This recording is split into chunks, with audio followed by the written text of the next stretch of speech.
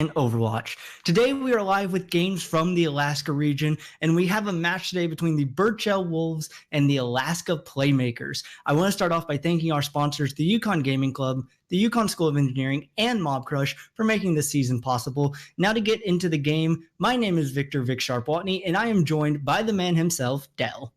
Hey guys, how's it going? Today we'll be playing by map selection of OWL format, which means we'll be going into hybrid first, then assault, then control, then finally escort. And if we do come into a tiebreaker, it will be on control on the other control map we haven't played. But tonight, heading straight into it, we're going to be heading to some King's Row, then some Temple of Anubis, some Lijiang Tower, and then possibly some Dorado and Oasis. I'm a big fan of King's Row, and I think a lot of people are that play a lot of Overwatch because it's one of the most diverse maps I think we've seen. It's very different each stage, and I think this is one of those maps that anything can really happen, and especially when it comes to creativity. What are you looking for today, Vic? Yeah, it's ought to be interesting. We saw Burchell on a previous stream, and they had a very strong starting performance and a very strong ending performance, kind of off the back of Danaruk and Howard Stark being those key things. We have yet to see the Alaska Playmakers on stream, I believe. So this will be kind of our first chance to see them. But you mentioned the creativity on King's Row. We've seen so many things in season 1 of EGFH. Just this is such an iconic map, Dell, and so many ways to make things work. You could go goats comp. You can go kind of snipers. There's so many sight lines. It's just the options are plentiful. The options are indeed plentiful, and one of the things that I think we'll see that goes for advantage of the AK Playmakers is definitely they seem to be a little bit more experienced, at least in game. So that might be something that plays to their advantage. But I think what we're seeing here coming out of the offense is a pretty aggressive kind of Orisa base comp, which is going to be interesting. That's not something you see every day, and they'll be looking at end. I'll be interested to see how the Reinhardt Roadhog combo works out on defense. Yeah, it does. It looks like the Orisa from Thunderboy here for Burchell on this defensive first point. They're kind of staying back. You see a little bit of scouting here from Salty What on this Junkrat, just kind of trying to spot out anything he can. Fairly standard, really, across the board. You see Victor on a Genji on the attack. You see the Pharmacy. King's Row, obviously, wide open on this first point. So Farah can get quite a bit going here, and we'll just have to see what this first attack looks like. As they're just going to try to rush right in, but get stopped and have to shield.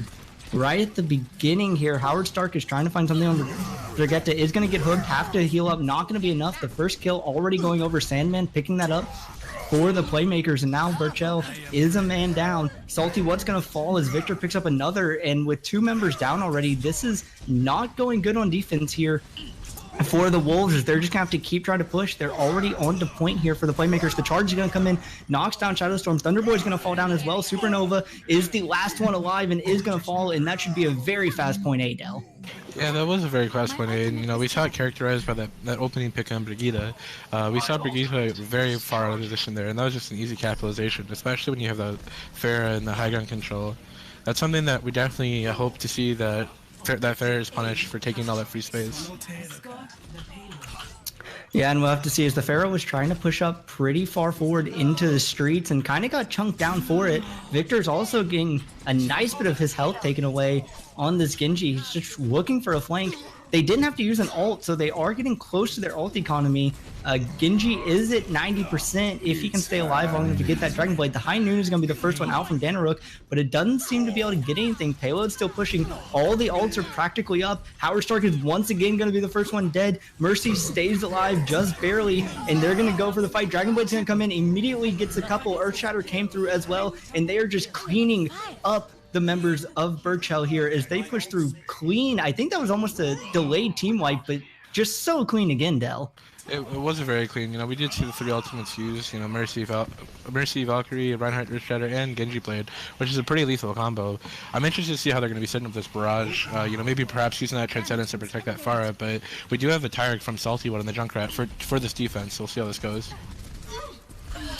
Yeah, we'll have to see if Salty What wants to try and use that. It is kind of a little harder here on this third point as Rook gets taken down quite quickly by Victor picking up the kill, but it's going to be hard. Farah doesn't have as much opening here in this third push to find a place for that barrage. We'll have to see.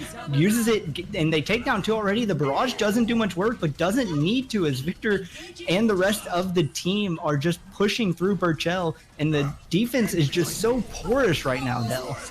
The defense definitely is struggling. I think once you get those momentum-based comps rolling, you know, especially a comp that has a lot of pick potential with a Roadhog, a Genji, and a Pharah, it's really hard to see that snowball down. So what we need to see here is a big tire here from Salty White. Oh, and big tire, you asked for it. It came through, 3 kills on it, and they finally stopped the payload pushing. Salty What is going to die for his transgressions against the Playmakers, but it does force them off the point, or off the payload for just a little bit. It's still for just under 5 minutes, and this is a long time to hold, but finally room to breathe.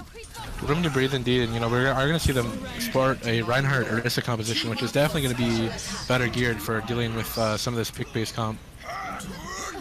Yeah, and we saw Howard Starkey is going to get taken free low, is going to fall. The supports were trading ultimates. Thunderboy is going to have the Orisa shield, I don't remember the exact name for it, taken down here. And it is Howard Stark once again falling early. Salty What is going to fall. We hear the Dragon Blade come through. See if Victor can be as deadly with it the first time. Thunderboy is going to fall. Shadow Storm falls as well to the whole hog. And now Victor's in the backline. Howard Stark is taken down again. Supernova is going to be the next one to fall. It's only Danaruk available on this Tracer, just trying to delay, trying to keep them. That's a big stagger here as the Playmakers are going to push towards the point and push towards a completion. Thunderboy falls nearly immediately. The contest just coming out from Salty What right now as the Ryan running interference and a very fast, almost completion Supernova. They're just trying to get him off the payload. Trying to get, it is 0.3 meters. Victor is going to fall, gets res back up though, and now the rest of the members of Burchell are up. Danaruk is going to fall. Soldier not able to find any kills, and the defense is just doing everything they can to stay on the payload, but they are faltering. Barrage comes through and picks up 2. The rest of the members are falling, and finally, in a very dominant offense, the Playmakers finish the round. The Playmakers will definitely take that pretty convincingly. You know, the Wolves did have a little bit of a tooth and nail fighting moment with that tire from Salty What, but it wasn't ultimately enough. You know, we saw Howard Stark getting picked completely out of position, and that's just something that a 5v6 is never something you want to put your team through. So I think looking forward, you know, on this this defense from the Wolves, we were going to want to see a little bit more conservative play and just in general kind of work together. You know, what we saw consistently time and time again was each member of the Playmakers working together to make those plays, you know, and that's something that in Overwatch, working together is going to be the big key to your success. So moving forward from this attack, what I'd really like to see, or sorry, this defense from the Wolves, is I'd like to see some good combos, some great positioning, and hopefully some excellent teamwork. Yeah, and you mentioned Howard Stark getting picked off on that Brigitte. It is difficult when that's one of your supports, and we've seen Brigitte be such a key support for many teams in this current kind of range of metas since her release. So falling early in these fights has just been detrimental to their defense when you're getting dove by things like Pharah, things like Genji. What do you feel about this defense coming out of the Playmakers, though, Del, with a Torb? You know, Torbjorn is recently reworked, and basically what the changes are gearing him for is to be an anti-tank hero. He's really, really good at burning tanks and burning armor, especially with his ultimate. So this Torbjorn could be potentially very powerful if we see the double main tank strategy come out from the Wolves, which it looks like we will. Yeah, and we'll have to see as the timer starts and they're going to push towards point A. Now, we saw the Playmakers take this very fast with a dominant, and it's a great start. Supernova is going to fall, but Danaruk got the first kill. The res is already going to come out from the Mercy, so I'm not going to have that if another big player gets taken down. But Salty What falls after the charge doesn't get him really anything, and with the main tank down and Shadow Storm falling as well, both tanks are down, and it's a retreat from the Wolves already as they got the early kill, but a good res. They're going to go back in, though. Supernova gets taken pretty low. Danaruk and Howard Stark both fall. Thunderboy falls as well. Both supports are down. It's pretty much just Supernova and the tanks, and they're kind of forced back up as Supernova is going to fall here to a good hook from Sandman. Sandman has been pretty consistent there, punishing people out of position with those hooks. You know, a lot of those hooks have been on Howard Stark, but we are starting to see him punishing other members, you know, there. And the interesting change for me is Salty Wood is on a take now, which definitely gears him a little bit more for the positioning to help out his teammate Howard Stark. Yeah, but Danarook and Thunderboy got about 3/4 of their health taken out. Danarook's going to immediately fall. Victor is just doing work on this McCree right now, just taking down any and every target. Does have the Deadeye if he wants to use. Salty What is going to fall again. A great charge by the Reinhardt from the Playmakers, and the Torb turret is taken down, but Thunderboy is not in a good position. Both supports once again are down. Shadowstorm survives just barely, but Supernova falls. Danarook falls as well, and it's only the Winston alive in the stagger. 2.5 minutes still, but the offense has not made any progression towards the point. No progression is definitely the theme of this defense. You know, we are seeing a swap from Danarook off Widow to McCree. Maybe that'll open up some more avenues for success, and we are going to see a Junkrat from Supernova, maybe to help deal with those pesky turrets.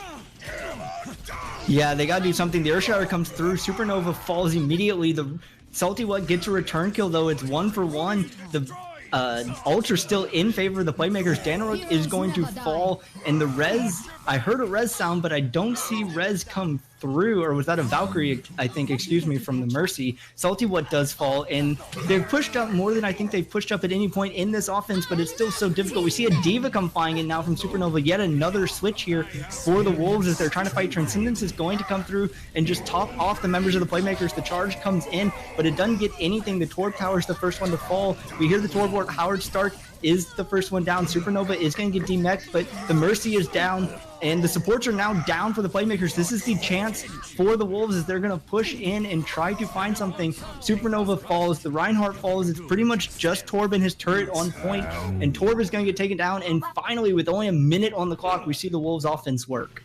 The name of the game there was some really excellent teamwork from Salty Wood and Danarook. Oof, yeah, but a Deadeye Whole Hog combo picks up all three supports, excuse me. Thunderboy, Howard Stark, and Shadowstorm all go down. They didn't even get a full tick on the point. Salty What is taken down, and Victor, he saved that Deadeye for so long, and it came up huge. It came up huge indeed, and definitely shut down that push from Danarook and Salty What working together, you know. Supernova getting staggered as well. You just don't even have time to think, Del. These fights are just coming so quickly. Another great hook coming out from Sandman, and they do take down Thunderboy, and the members just getting consistently picked off. Thunderboy had his ultimate up, so that Lucio ult makes this hard. Salty What's going to miss the charge and pay for his sin, and now we're looking for the fight. Victor has Deadeye once again. The ultimate comes out of Shadowstorm, but it's not doing enough as Supernova gets demeched and taken out. And now they're just going through Mercy just to keep the team topped up on health. Howard Stark falls once again. Barrage is closing in. The Deadeye is going to come out, but it doesn't even matter. No one got on point, and it's a full hold, Del. A full hold indeed from the AK Playmakers. Some really brilliant stuff there. I think we saw consistently Victor doing a lot of work on the McCree, and he is going to pick up a nice play of the game, which is always great to see. Yeah, and I'm assuming we all know what this play is outduels Danarook, and then the perfect lineup for this Deadeye immediately gets all three supports. You said it, Victor on this McCree was doing so much work, and the cards say it all there. This was all the Playmakers in map 1. It was all short for map 1, you know. It was a pretty convincing map there for the Playmakers. But I'd really like to see, like, what we saw there, a little bit of good play there was definitely from Howard Stark canceling that Mercy res when she went for the deep Valkyrie, and that was always great to see. And we did see Danarook and Salty What really working together to make some big plays and big plays when they did even, you know, almost get that first take. So, you know, some good stuff to work on from the Wolves. You know, definitely not completely without hope, and you know, just a couple different things, and maybe shutting down Victor a little bit more, and we'll see a completely different ball game there. Yeah, they had some good moments, but for the most part, the Playmakers just rolled through their offense. You talked about momentum comps and momentum offenses, and they just rolled through it. And then to have their defense full hold like that, it's a very dominant first map. But now we're moving to Temple of Anubis, that assault map, kind of similar here. If they get momentum offense, you can roll through Anubis. What are you expecting here, Del? So I think when I think of Anubis, I think of two things. I think of high ground, and I think of kind of a team wipe, because the first point is definitely dominated by the various high grounds. You know, we have a couple different megas scattered around the map and a couple different common styles of defense. And then second point, we definitely see wipe potential, because you know it is pretty hard to end that stagger, because the spawn for the defenders is so close to that point. So the name of the game on first point is definitely the high ground. The name of the game on second is definitely getting that also important team wipe. So what will dominate this map, I believe, will be either a good setup on the defense or excellent target calling from the offense. Yeah, and you mentioned target calling. We can only assume with these comms, but the cohesion that came out of the Playmakers, they really lived up to that name in the first map. They seemed to be on point with each other and really were executing well as a team. Sandman and the Reinhardt and the Roadhog were really on point with their charges, their hooks, and it was just allowing the rest of the team, Victor especially, to profit from that target selection. Yeah, that target selection is definitely something that comes in handy. You know, what we see from these players consistently, you know, whether it's in Season 1 of EGF Overwatch or Season 2, is definitely kind of a mismatch in skill. You know, not all players are the same rank, and so what you can do to kind of close that gap is definitely have the more experienced players work together and kind of communicate some of that information. And you know, that might be something like copying the comms of Al, where we see, you know, the characters get repeated names. So for example, if you want to target the Ryan, you might be hearing Ryan, etc., etc. And like that type of stuff is what can kind of close the skill gap with more experienced teams or more experienced players and their less experienced counterparts. So when I look to these teams and I look to see what can really change some of the impact of some of these players, is really just working to make sure that they're positioning behind their tanks and working to have that good communication. And that's something I think regardless of skill level you can always work on, is to work on that good positioning and that good communication. Yeah, and I think it's really, we're going to have to see for the Burchell Wolves, can Howard Stark maybe position a little safer? Obviously, Brigitte, even as a support, is still a very frontline support, and it was just costing Howard Stark. He was a little too frontline in that previous map on King's Row. And it seems like maybe they're going a little more aggressive. We obviously still have 15 seconds here, so I expect some of these to change, because I don't expect them to run 3 DPS. But I would like maybe some of this more hit scan here from things like the Soldier coming out. And Denrook didn't really get a chance to show off the McCree skills because Victor was just winning those duels. But these comms both seem definitely suited as the defensive Hanzo and Soldier against an offensive Soldier and McCree. Yeah, so what we're going to kind of see here is kind of a style of defense that is geared to having your Reinhardt on point and kind of using your DPS to control those avenues on the side, you know. One of the things I really like to do to understand map strategy is break down the maps into lanes. And so you have that main lane where you just rush right toward point. You have kind of the left lane where maybe you go high ground for the mega, or maybe you have the right lane, which would be the mega on the ground. And so one thing that I'll be really interested to see is how these different lanes are used by these teams to control every avenue of the map. Yeah, and we see Denrook right at the last second switch to the Doomfist. This was actually a very strong pick for Burchell in their previous streamed match of EGFH. So we'll have to see if it's aggressive again. As Supernova already get taken so low, this high ground defense that is starting here from the Playmakers, is the flank's going to come around. They're going to try and do their damage. They're coming out from both angles. The tanks are coming around, but they're taking solo already. Salty What and Supernova are going to go down quickly, but it's a 1-for-1 trade as Danaruk picks up the first kill, but Salty What's going to fall as well. The damage of the Playmakers is still up and trying to force them into that little flank area. The res is going to come up, but Howard Stark once again is going to fall. And they do switch high ground, low ground here, but Victor picks up 2 more kills and is just looking like, once again, that backline damage is working for them as Sandman picks up Salty What, and it looks like Shadow Storm getting taken out is going to stall this offense for a little bit longer once this Winston and Mercy die. So something to note is the Soldier and Hanzo composition is really good at blowing up tanks. You know, you have the Hanzo E, which is Storm Arrow, to do a lot of burst damage on that Winston bubble, or additionally just straight into a tank. And so what we're not seeing from the offense here is a really coordinated push. You know, we're seeing a little bit of split, but it looks like they are going to take a more coordinated approach, and hopefully this will work out for them. Yeah, but they know they're coming. We'll have to see if this flank's going to work when it looks like the Roadhog is going to force the issue and go in behind them, outflank the flankers, and you might win as Shadowstorm's going to be the first one to take out Victor with yet another kill. And we'll see if they can keep going. I missed where, I believe Hanzo did ult, and I missed where it went, but Supernova is going to fall as well. 2 down, Thunderboy has the Valkyrie, but isn't going to get a chance to use it as multiple people are now falling again. Both the tanks are down. The Reinhardt for the Playmakers does fall, but Howard Stark, being the only one that far up, is going to meet his doom, as well as Danero now just trying to keep around, but just once again, their tanks are falling first, and the rest of the Wolves is right behind them. So something that's definitely different from kind of the high level play that you're seeing is this Roadhog Reinhardt composition, and I want to pay special attention to that because it's actually a really good counter to double main tank. And so something that I'd like to see from the offense is a change here, and it looks like we are going to see that change in the form of an Ana pick to get some extra healing.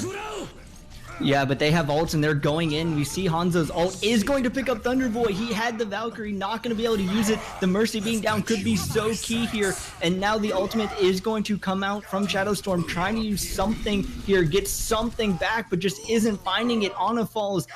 Soldier falls, Reinhardt falls, Howard Stark gonna fall again on this Brigitte. Doomfist right behind him, and that Thunderboy first pickoff ends up in a delayed wipe, as once again the Playmakers defense is proving staunch.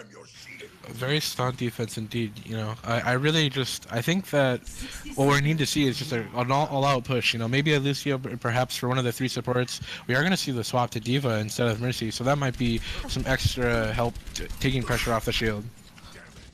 Yeah, but Supernova's health bar, Dell, that just disappeared as Thunderboy once again gonna get demeched. Might be the first pickoff in this fight. Baby Diva's not gonna have a fun time here, just maybe trying to cause a distraction as the rest of the team's coming around the Hanzo ult just to pick up the Baby Diva, but now the rest of the Wolves is there on the high ground and they're trying to find this fight with only 30 seconds left. This might be one of their last chances. Soldier falls, but 3 are falling immediately as the Reinhardt and the Hanzo on the side of the Playmakers is doing so much work. They're even going to res the Soldier just so they're all back up. And with only 14 seconds left, though, this feels like the last-ditch effort here for the Wolves. But Thunderboy gets demeched, is going to go down. And with only 4 seconds, they cannot get back to this point in time. That's going to be yet another full hold for the Playmakers defense.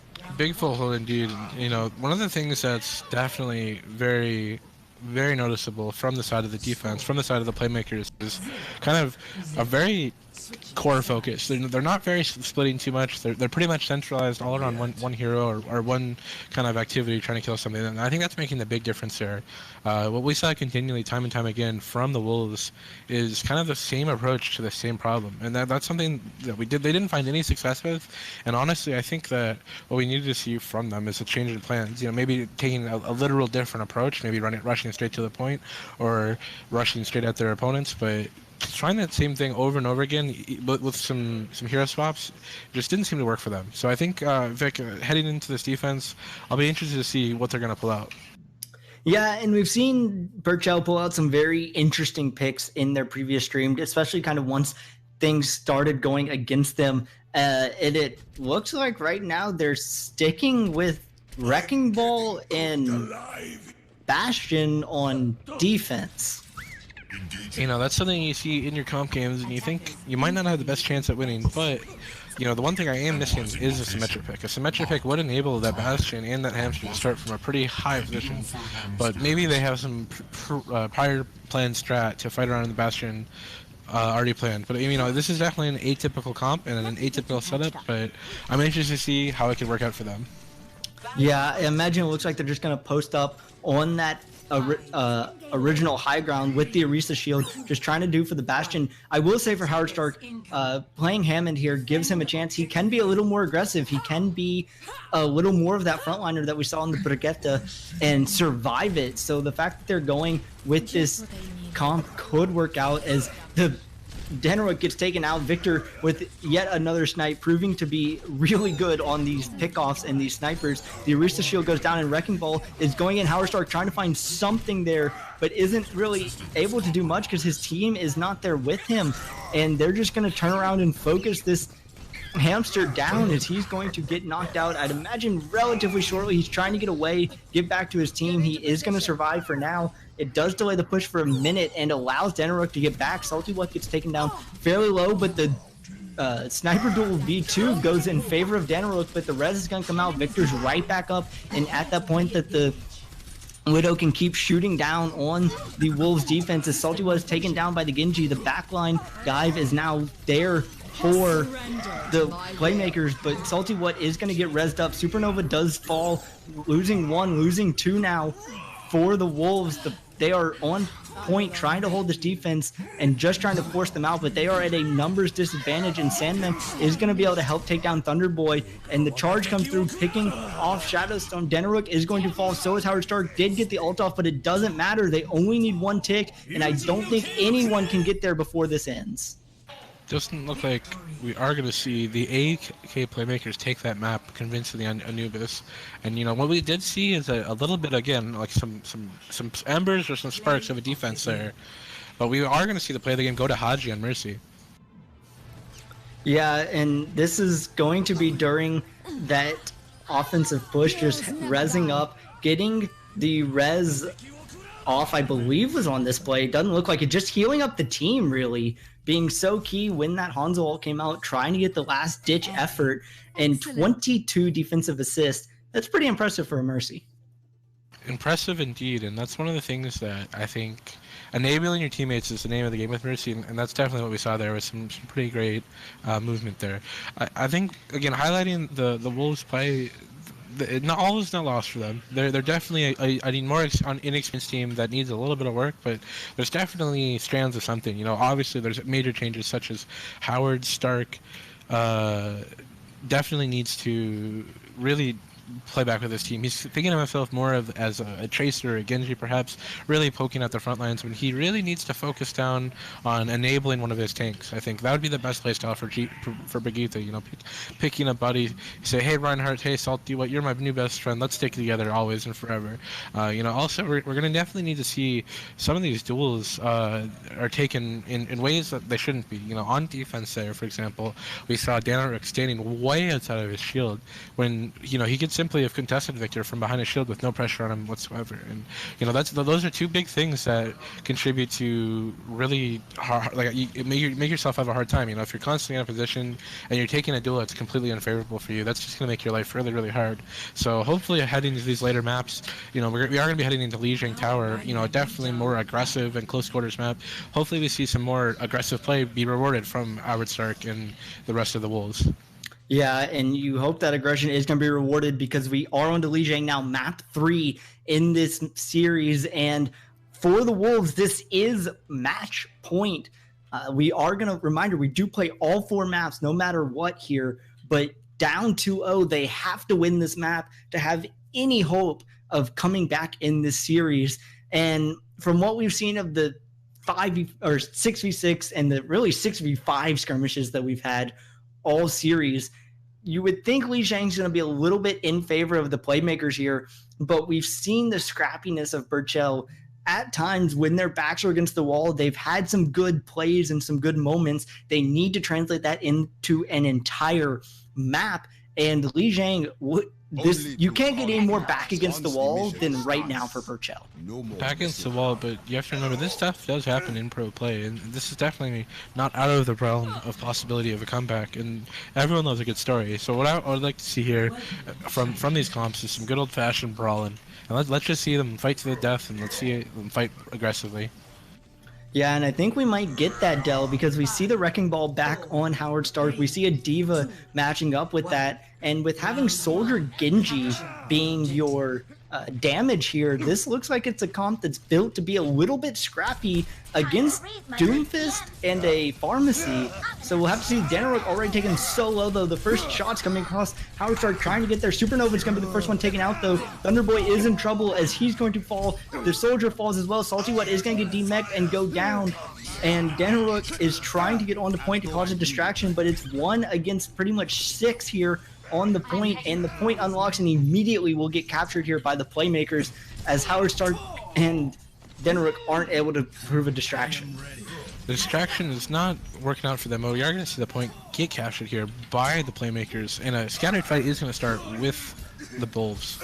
Oh, Yeah, Victor went down there on point. Shadow Storm is going to fall. I don't know if he fell off the map there, but they are on point. It is contested. It's a fight in numbers favor for the Wolves as they're going to push through. They do get the boop kill from Thunderboy as it's now a Rez having to come out from the Mercy. Thunderboy is going to fall. And Supernova falls as well. The supports are down for the Wolves, and now is Salty getting demeched. I heard a Dragon Blade, but I don't fully see Danaruk right there in the middle of the point, not really able to get anything, and the Soldier ult doesn't get anything as well as, once again, members just falling. Without having those supports, you can't take these fights, Del. So more than halfway, we are going to see captured in the favor of the Playmakers. So not a great start for the Wolves, but we are going to see some interesting ultimates come online for them. You know, we do have Hamster ult and Diva Bomb, which could be a very interesting combo. Yeah, and Diva's just going right onto the point, but Supernova taken solo again to start the fight. Salty is pretty much going to fall here, getting demec, getting taken down. 3 are down on the side of the Wolves. Make that 4 as Danaruk gets taken down by Victor. Victor is just in the back line doing everything as this Doomfist, and it's only Wrecking Ball and Howard Stark is going to be the last one to fall. We're seeing the switches come out now, but it's 76% and ticking. We have one more fight here, Del. One more fight indeed. And not many ultimates on the side of either team, but I'm very interested to see how this Doomfist can make an impact. Well, the Ana is the first one to fall, and the Diva Bomb doesn't really get anything there. As Doomfist is in the backline once again, taking down the Lucio, just doing what he can. Danaruk is going to pick up the kill, so the Doomfist is finally silenced, and now Pharah is in trouble trying to get out of this, but it's overtime. They need to get onto the point. It's ticking down. Pharah is going to fall, but the objective is secured because of a beautiful ultimate from Italy as he gets, I believe that was 2 members, but as they were rushing onto the point. Italy is one of those players that's consistently, time and time again, very useful on his hero choice, which seems to be Reinhardt. You know, Italy and Sandman are very consistent here as a tank line. You know, time and time again, we've seen Earthshatter over Earthshatter hit very high impact and very high amounts of the opponents. So that's just something you have to point out.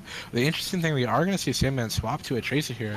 So that's definitely something where we haven't seen before, with Leader on Zarya and Sandman picking a Tracer, opting for a little bit different of composition here from the Playmakers. Yeah, and I think I like this on this specific point here on Li Jiang. Is it's a very good point for the Zarya if we can get some, you know, good ult charge, get the Graviton Surge. They're going to look for an early fight. We don't really see a big switch up from the Wolves. They're going to charge right in here. Wrecking Ball is so strong on this point if he can get rolling, and we see Shadowstorm is going to be the first one taken out. Victor wins the bit of a soldier duel that we had. Salty is going to fall way in the backline, I believe. That charge just took him so out of position. Danaruk taken so low, or Danaruk is trying to do the damage as Thunderboy gets taken down. Now the Wrecking Ball is the only person near a point, and first cap is once again going to go to the Playmakers. Playmakers taking that fight, you know, we did see Howard Stark spinning around doing him things, but ultimately he's not having the impact I think that he wants to on this Hammond pick. Yeah, not having the impact indeed. You would hope to get a little bit more out of that, especially on a point that's so suited for it, like this one. Is Salty going to be the first one to fall as Italy picks up that kill, and they're just going to keep trying to charge in. Ana is down. Thunderboy was taken pretty low, but Shadowstorm just trying to stay alive in that healing point. Thunderboy falls. Hammond goes down to the pulse bomb, or the pulse grenade from the Tracer there. Shadowstorm falls as well, and just once again, members are dropping so quickly here from the Wolves. Salty shaking his shield there a little bit, as is to say no more, but I think that he needs to take a different approach, leading his team to victory here on this 45% push. Yeah, and we see a Bastion coming out from Howard Stark here, but Danaruk is going to be the first one taking down Victor, just once again doing work on these kind of backline DPS, and the counter charges from the Rhine doesn't put Salty in a great position as he's going to fall. A great Rhine ultimate that I just missed on my camera a little bit, but it leads to 3 more kills for the Playmakers, and it's pretty much only Thunderboy trying to just stall. He almost got it captured, got about half point, but it's not enough as 68% keeps ticking, and the Playmakers just keep winning. Playmakers are indeed taking a big advantage here on this control map of Li Jiang Tower, you know, looking to end this map convincingly and take the series. We are going to see a Tracer duel in the form of Danaruk and Sandman. Not going to find any kills there, though. Yeah, and we see Salty What once again charge in, not able to pick up anything, but now Italy might be a little bit too far forward. We hear dueling Soldier ults, see what Soldier can really get the most out of this. Victor's taken pretty low, but is going to get the first kill as Soldier or Shadow Storm goes down. Italy finally falls. Supernova is going to fall as well. So once again, numbers advantage here for the Playmakers. The res is going to come out to bring that tank back. Wrecking Ball is on point, just trying to cause havoc, but Thunderboy going down, and now Salty What and Howard Stark are left pretty much alone. Salty What's going to fall. Denrook trying to come in now on this Tracer. Be a nuisance. His overtime is ticking, and the overtime is going to go down very quickly. No one can get on point from the Wolves, and it is 3-0 to the Playmakers. 3-0 to the Playmakers, taking the series there. We are going to be heading into that last map, so stay tuned, but we are going to see a play of the game from Victor on the Doomfist. This man was definitely a standout.